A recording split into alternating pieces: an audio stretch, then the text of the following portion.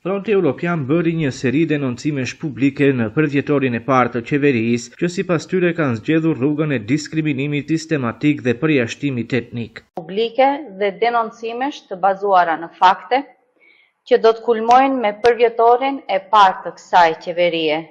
Një qeveri që në vend që të ndërtojë një shoqëri të barabartë dhe gjithëpërfshirëse, ka zgjedhur rrugën e diskriminimit sistemik, përjashtimit etnik dhe shkatrimit të besimit qytetar.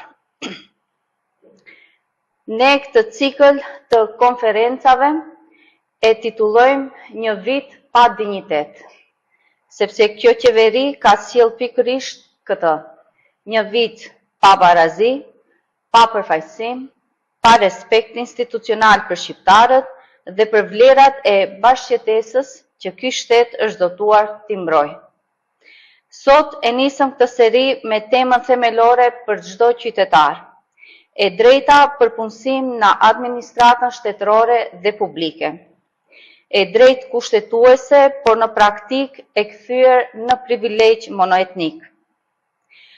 Pas shfuqizimit antikushtetues të vlerës kushtetuese të përfaqësimit të drejtë adekuat, si dhe të mekanizmit të balancuesit nga gjykata kushtetuese, institucione shtetërore u liruan nga çdo detyrim për përfaqësim të drejtë dhe adekuat. Ajo që pasoi nuk është një devijim teknik, por një politikë aktive për pastrim etnik në administratë. Le të flasin shifrat. Drejtoria e të ardhurave publike, konkursi i 26 shkurtit. 26 të punësuar Maqedonas, 0 shqiptar. Konkursi 16 majit, 40 Maqedonas, vetëm 1 shqiptar. Ministria e Kulturës, 12 avancime, 1 shqiptar. Arkivi shtetëror, 14 punësime, 0 shqiptar.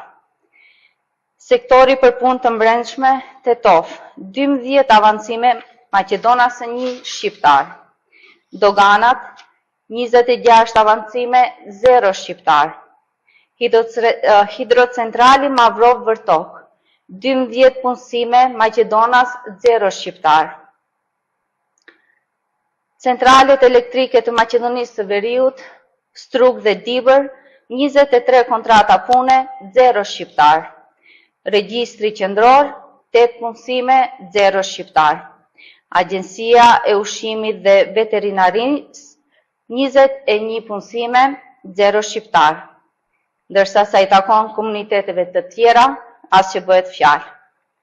Këto nuk janë shkelje administrative.